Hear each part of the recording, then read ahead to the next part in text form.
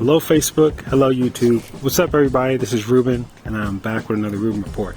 In this video, I'm just going to cut straight to the chase. Not everybody is going to watch my almost 3-hour long engine teardown to try to figure out what went wrong with the engine. So in this video, again, I'm just going to get straight to it and we're going to go over specifically what we found and also what this all means. Alright, so for the initial engine takedown and the initial inspection of the old head, I'm going to play that clip right now. Here, the same. Every time be careful of the butches. Butches, you say? Okay. Make sure they're not okay.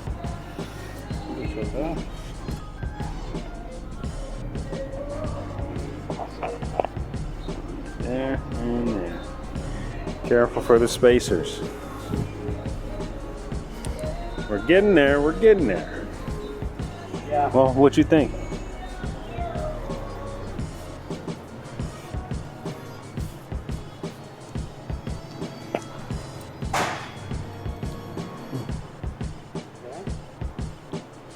Well, what's this mean?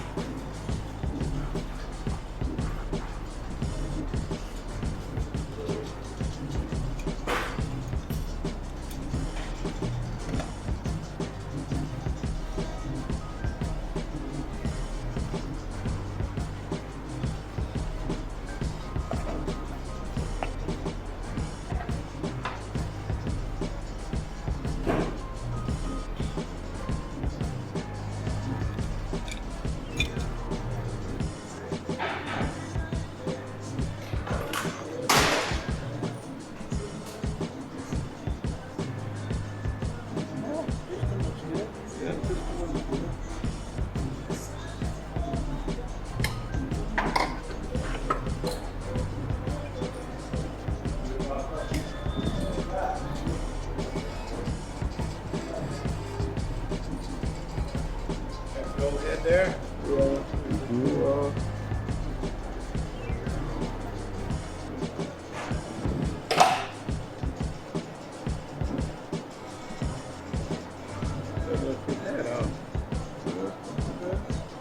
Is anything coming off of one of the valves that we saw on the camera or not? Didn't look like it.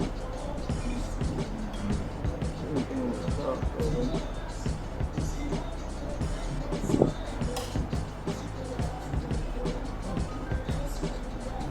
pull them out to it.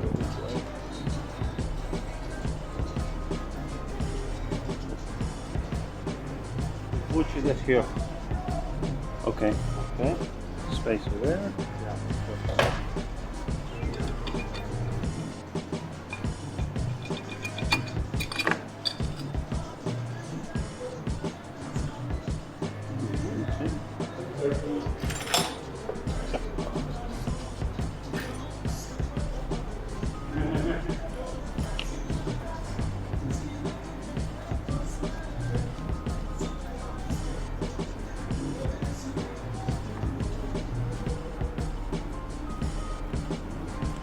The piston looks good.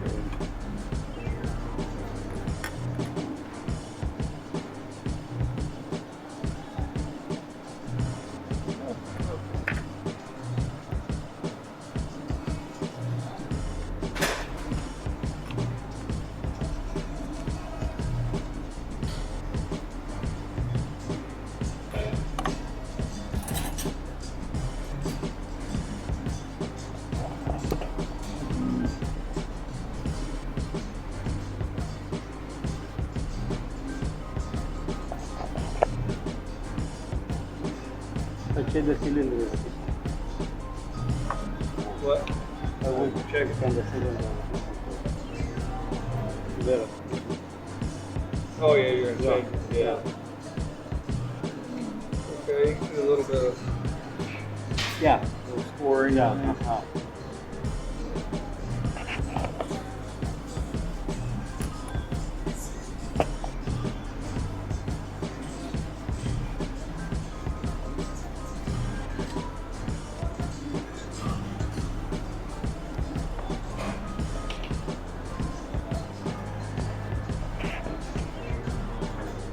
so far, everything. So once we took the head off and we saw the valves and we saw the piston, we didn't, at first glance, we didn't really see anything that indicated what it is that we saw in the borescope camera. And I'm going to play that clip later. So we kept on working on the bike. We got the bike all put back together, and at the very end of everything, it was me, Sifu, Matt, and Steve, who stood around pretty much in a circle as we were opening up the old valve body, or the old valves, to inspect each valve one by one. I'm going to show that clip here right now. Alright, so in this clip there is no audio. It was at the very end of the day, and I had pretty much used every single one of my batteries for my camera and all the spare batteries. I was down to pretty much my last leg. My camera has a setting on it where if the battery is too low, it just doesn't pick up audio. It only picks up video source. So that's what happened here. However, no problem. I'm going to go ahead and explain everything to you. Sifu is using a specialized tool here to compress the valve springs so that he can extract them from the little locking rings that hold them in place, and then we'll be able to take the valves out and examine them. He's working on the exhaust valves as we speak, and we'll be able to see them shortly.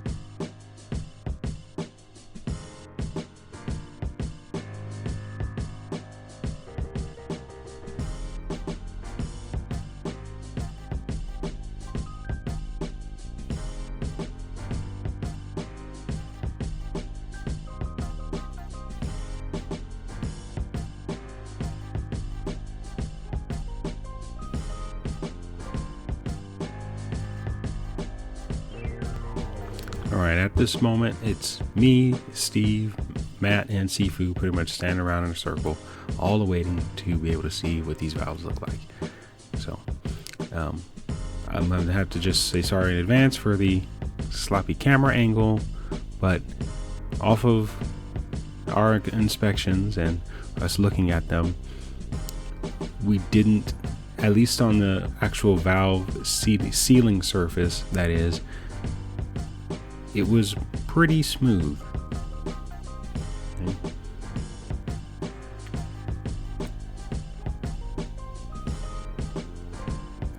I'm not sure why they are of a brownish color. It's my understanding that these exhaust valves do get a lot hotter than the intake valves, and you'll also see why in a second. The intake valves definitely don't look as bad as the exhaust valves do.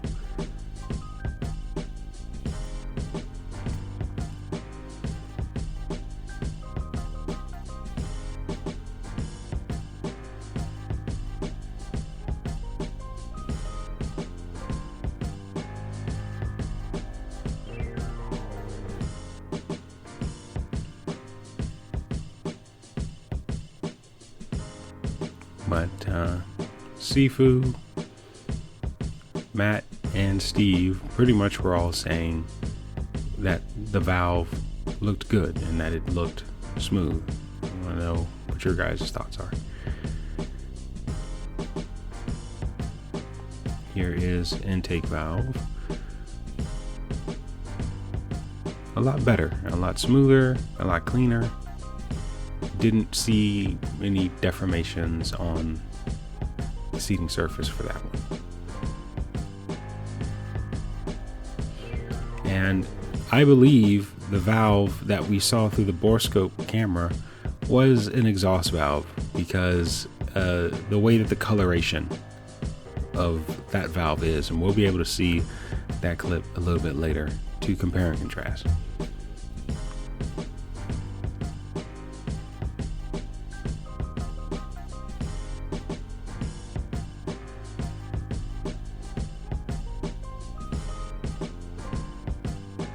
you is intake valve number 2. Pretty much the same as number 1. Yes, there's carbon buildup, but it's relatively smooth. Not much to say about that one. But the exhaust valves definitely look, in my opinion, I want to know why they're so brown. Could be because of burning gases. Also the seating areas, they were pretty much smooth. Again, from Sifu, Steve, and Matt, they were saying everything looked good. I want to know what your guys' thoughts are. So now that clip, sorry we didn't get to see the valves in like explicit detail, but I'm just telling you from my remembrance, from my memory, that the valve surfaces on each particular valve was smooth. And I'm going to show you the video that I did when I did the borescope camera. As you guys can see here, this is the borescope camera video that everybody saw. This is most likely the exhaust valve that we pulled out. There's the same brown discoloration along the rim, and you see the deformation and specks that's on it.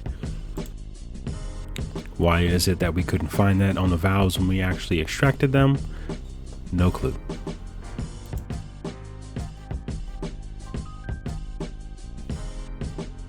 So from the borescope camera video, the valves, or one of those valves, it must have been an exhaust valve, because of the coloration that it was. Looked like it was dinged and somewhat dented from that video. But when we actually opened them all up, that's not what we saw. Also, on the head, the actual valve seats and on the head itself, also didn't have much deformation either. So the mystery is somewhat still a mystery. Something, it just doesn't make sense. Okay. Also, when it comes to that video that I did with the boresnake camera, my bike was at 2,273 miles. Before I left, the bike was at 2,273 miles. I did not ride the bike at all since that boresnake camera video, and these two clips here are going to prove it. And as far as mileage is concerned, I'll show you guys where we're at.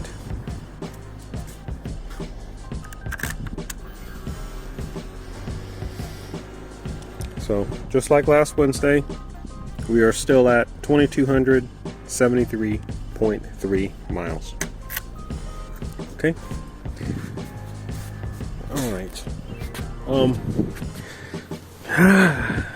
Just for reference, give me one moment. All right, I got the key. So yeah, I haven't ridden it at all since. Okay, it turned on. So yeah, it's been sitting for a week and a half, or ever since I did that last video where we looked at what was inside of the engine. So mileage is still the same, 2273. Hasn't been driven at all. So the bike showed up to the shop in the exact same condition that it was found when I actually did the boresnake camera video. Nothing was altered. So it was going to be, I mean, for sure, I thought we were going to find what we needed to find. We wanted definitive proof that there was going to be some type of failure. And the only reason why I'm so adamant about this is not because I'm trying to find some type of fault to say, hey, this Chinese bike sucks. That's not my goal. It's just that other folks out there who experience this issue, or just folks who may experience this issue, period, it'll be really nice to know exactly which components are the weak points in the engine, so that way this is an issue that can be solved. This is something that can be improved on, right? No one wants to get a bike and have this issue happen to them. Especially for me, because, or not even just for me, but what I'm trying to say is there may even be some folks out there where you have this problem, but you don't even know it yet, right? Because when it comes to my situation, this issue didn't show up until I started using the bike every single day. But for the majority of you out there, you don't use your bike every day. You only ride it very occasionally. And many of you may even have this issue, but you just don't really notice it because you don't ride it that much. Right? But by the time that you do notice it, well, hell, now your bike is out of warranty. Right? You've had it for a year, you just let it sit in the garage, it has 3,000 miles on it, and now you actually want to take it out for a, cross-country trip or something, and then you find out, your valves won't stay put, which would suck. Right? So again, this is why I find it so important that we actually get down to the bottom of this issue, because if this really truly is the solution, just throw a whole new head on there, that's kind of costly for you guys that have this bike out of warranty. So it would really be nice if we can actually get to the bottom of this and get to the, find the solution, the real solution, or the real issue, the real parts that are actually failing within the motor to cause this. Is it quality control issues? Was it the valve springs? Was it the valves eroding? That was also a comment that I found. I mean, the exhaust valves did have rust on them, but that could have been from just exhaust gases and water vapors coming out of the tailpipe. Could be a number of different things. Another thing about the old engine was it had low compression. Okay, what causes low compression? Well, we initially believed that it was because the valves were tight when it showed up. I mean, you guys know. It was at, I believe, 2,091 miles when I decided to adjust the valves with a wider gap. I rode the bike for about almost 200 miles, and then they were tight again. We show up to CSC, the valves were tight, or the exhaust side at least was tight. We did the compression test, which I'll show right now.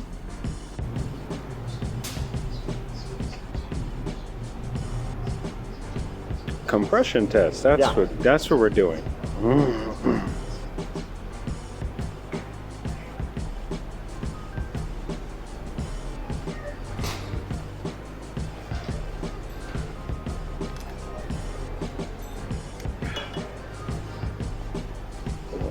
I think it's in the, okay.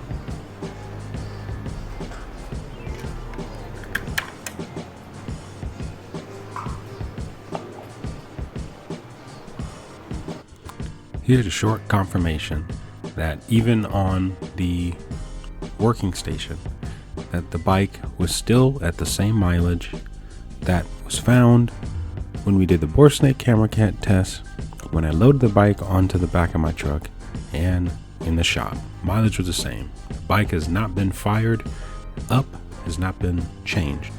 But when we do the compression test, the engine is turning over a little bit, and we'll see what happens here.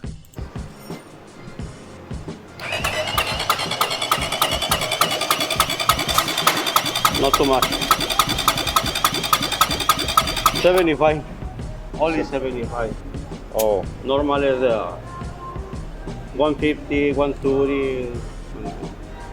Wow. Yeah, half percent. It's working, but need more compression. Here, Sifu is doing the compression test on the new engine, and we read what the new engine's powers is putting out. And we see that it is about 125, 130.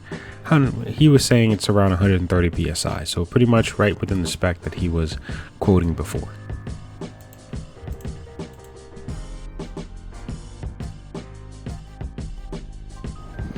that compression test showed 75 psi. 75 psi, the bike will work. And that's what Sifu said. But the bike really should have between 135 to 150 psi when it comes to the compression. Okay, so it's obviously loss of power. Okay, but that could have been an indicator for the valve. That low compression could have been because the valves were tight. But that still doesn't give us. That still doesn't explain to us why the valves are getting tight so quickly. Right? So this is what we found. Is just what we found. Sorry, we couldn't come to a concrete, solid answer why it is that the motor failed. However, this motor is brand new motor. Hopefully, this one doesn't have the same issue. I will continue to document everything, ownership experience, from me breaking this thing in, doing the oil changes, valve adjustments, everything. I will continue to document my whole experience and anything that may go on, because if I still experience this issue, then it could be something else, and we need to find out what that something else is.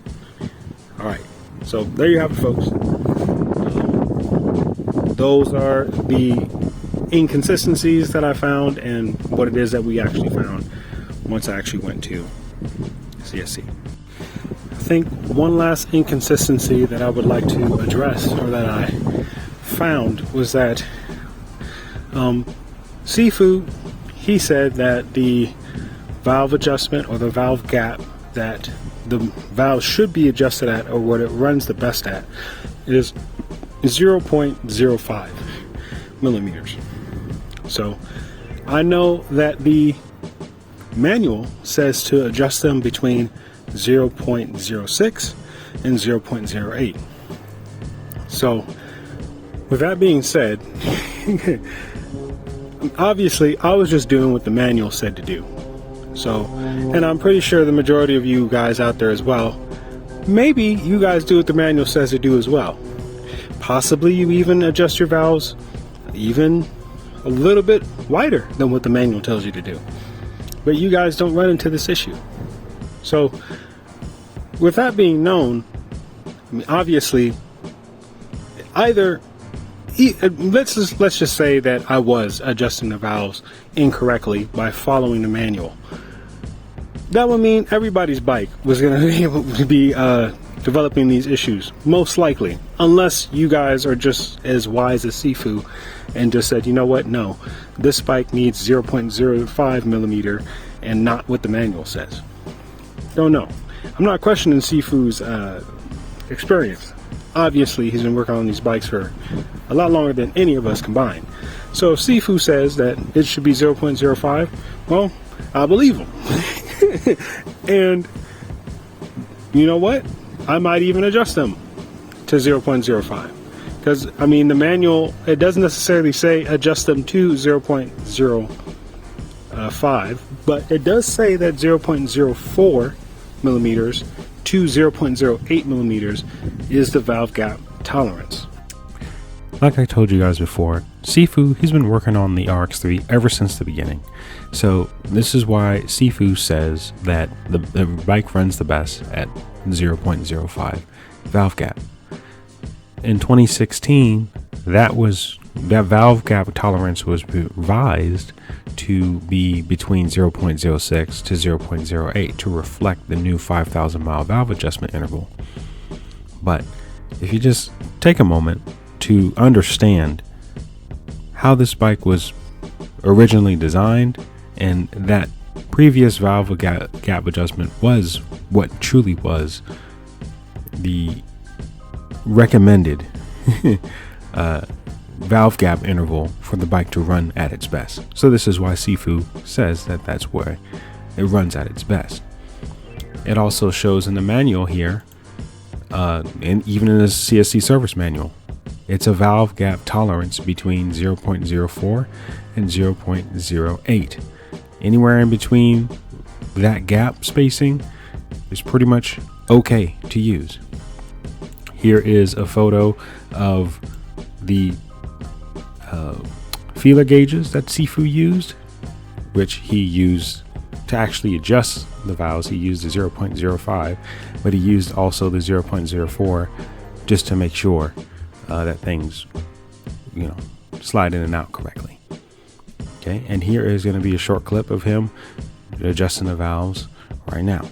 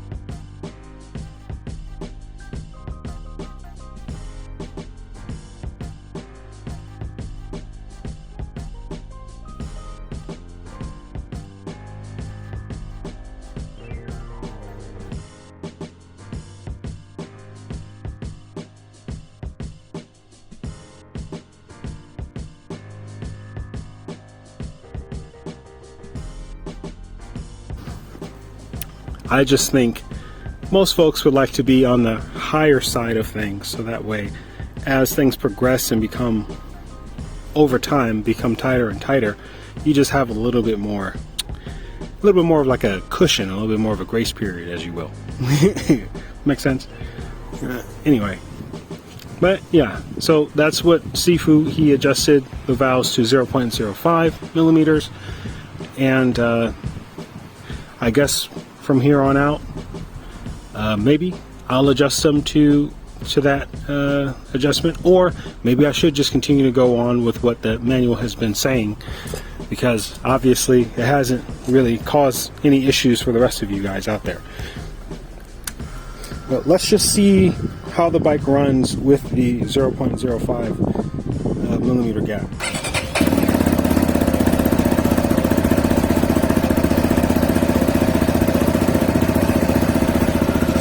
So with the 0.05 millimeter gap,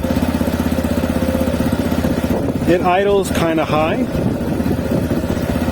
Idle is supposed to be at 1500 RPM, but it's more at 1700-ish. Yeah.